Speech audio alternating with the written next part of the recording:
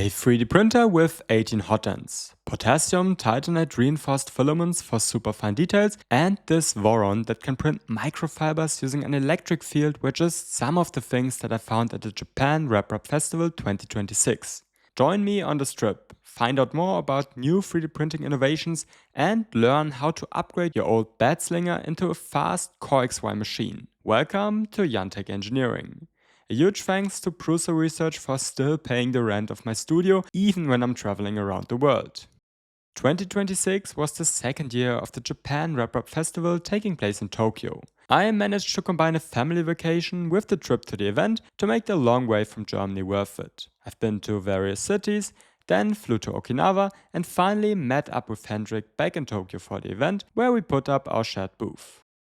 Let's start with honestly my highlight of the whole show, the MEWron. MEWron is a modified Voron v0.1 for MEW, which stands for Melt Electrowriting. This allows it to print microfibers and medical implants with a layer line thickness of just about 5 to 50 micrometers.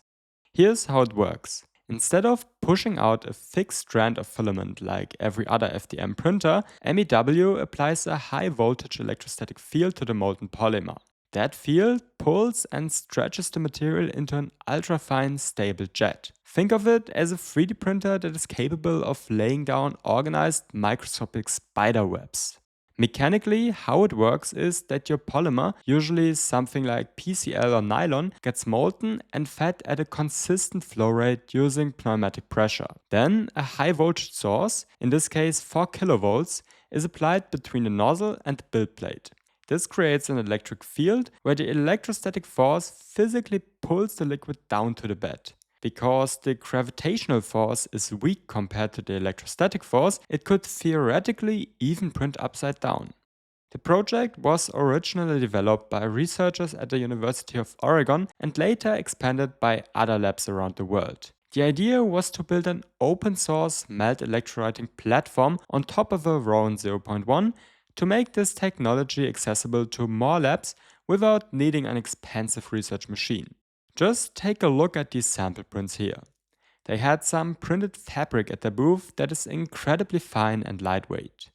Plus, they gave away these samples that show off those ultra-thin spiderweb-like lines up close. The precision you can get from a DIY accessible machine like this is just absolutely wild. If you want to dive deeper into the science behind it, I'll leave some links to the official research papers in the video description. Next, I went to Siraya Tech, and these guys never fail to bring exciting new stuff to the events. Now, you all probably already know about their engineering filaments and resins, so I won't go into detail here. There were two rather new things that caught my eye. The first was TPU-GF, glass fiber reinforced TPU. At first, that sounds completely counterintuitive, right? Why would you take a flexible, bendable material like TPU and stiffen it up with fibers? Well, it turns out there are some serious mechanical advantages here. It creates a material that is both stiff and tough at the same time. It has good layer adhesion and thermal stability. Honestly, TPU in general is just really underrated, and I'm planning to make some more detailed videos on TPU applications very soon here on my channel, so make sure you're subscribed to not miss it.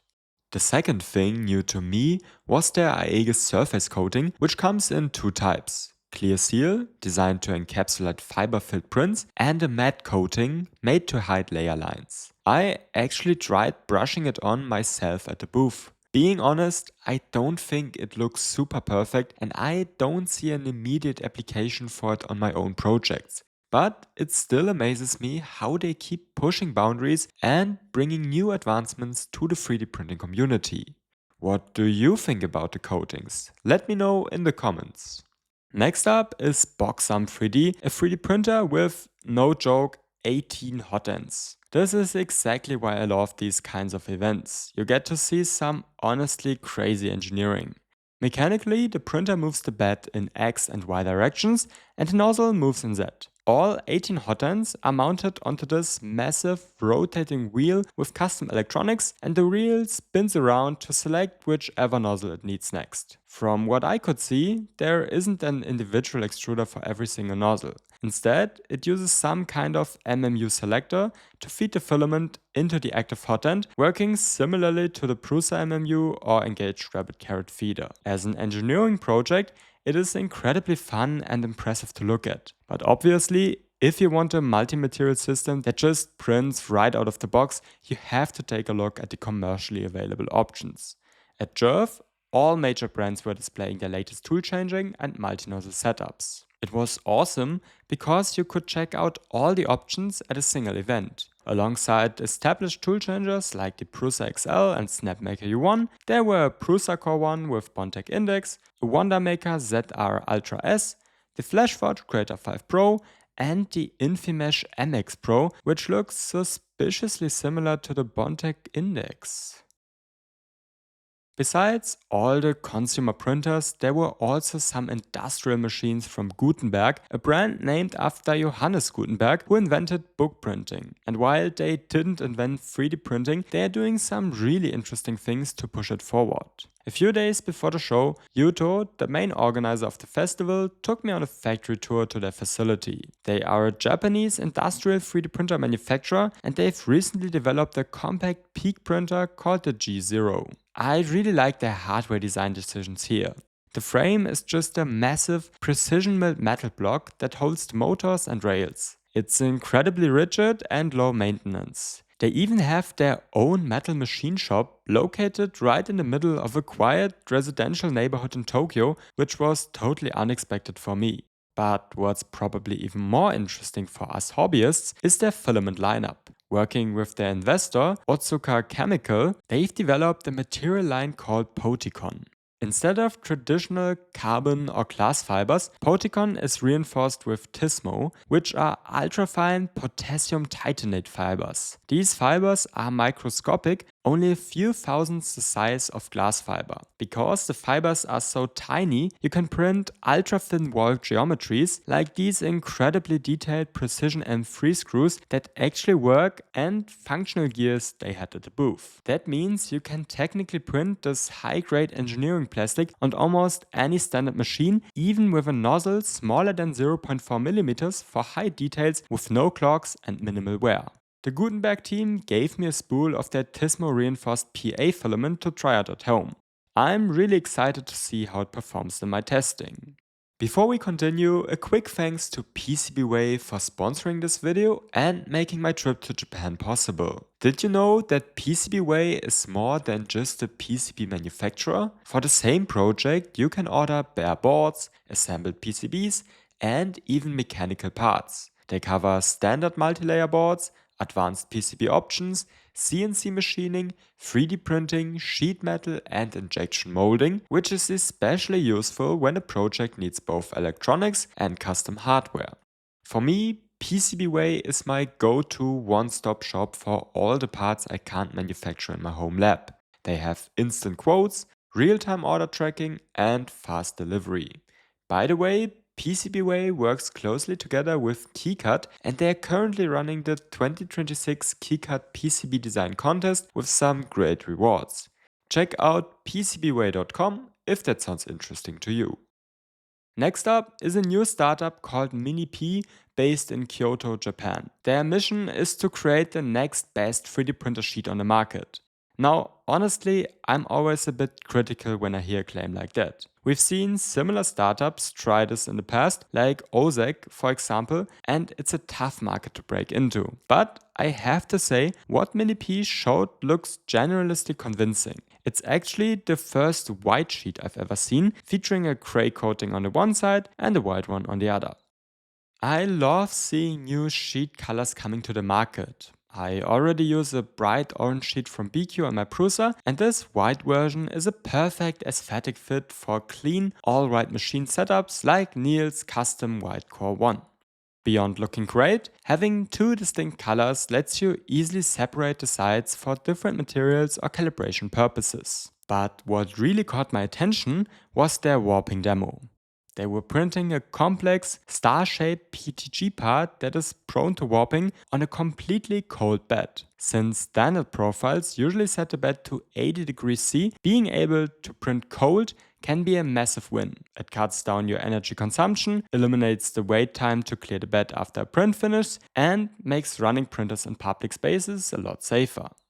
Next, Hero showed me around their booth, which was basically a gathering of makers showing their custom Prusa modifications. They had a fascinating lineup, including the Core Mini, the MK3.251, the Core MK3S, and a Prusa wire.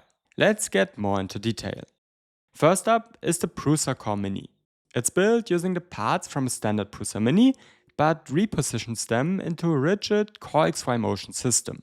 Converts the original Bowden setup into a direct drive extruder while still keeping the original extruder gears and tool head. If you still have a Mini, this looks like a brilliant weekend project. The extra hardware to complete the upgrade only costs about $100. I actually have 2 Minis standing around myself, so I'm definitely going to keep an eye on Hero's printables profile for when he drops the files. But if you want a bigger build volume on a budget, you should take a look at the MK3.251, which combines the components of 2 old Prusa i3 MK3S printers to double your print volume. This mod uses a clever set of new 3D printed joiners to bridge the machines together. They kept almost all the main stock hardware and literally placed the 2 beds right next to each other to create one massive continuous printing surface. The dual bed setup is probably inspired by the Lego Orange Storm Giga. It's surprisingly elegant because they barely needed any expensive new parts except for longer X-axis linear rods and a top aluminum profile bar. Would you sacrifice 2 older printers to make a giant Frankenstein machine? Let us know in the comments. Then there were more Core XY conversions like the Core MK3S and Core Zero.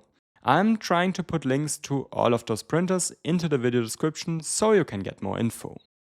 To be honest, there were not many other DIY 3D printers. And this brings up the question if we can call this a true RepRap festival. If you go by strict original definition of the RepRap project, which was all about self-replicating 3D printers that could print their own parts, there honestly wasn't much RepRap left at the event. Instead, the focus has shifted to the broader world around 3D printing. It's about design, advanced filaments, printer optimization, or simply showing off what you can create with a standard off-the-shelf machine. But honestly, I think that's totally fine. Desktop 3D printers have gotten so incredibly reliable out of the box that we don't have to spend all the time just tweaking the machine to get a baseline print. Instead, we can finally treat the printer as a reliable tool. It frees people up to focus on the next level of the hobby, like complex 3D design, electroplating, or pushing the boundaries of what you can actually build.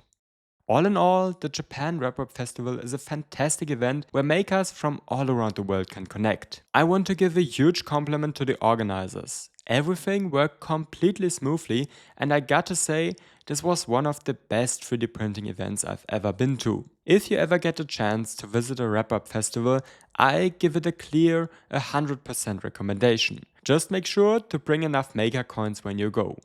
My prediction is that jrrf is on track to become one of the hottest 3D printing events in the world over the next few years, so definitely mark your calendars for the next one. Thanks to my channel members for your ongoing support, and thanks to everyone else for watching.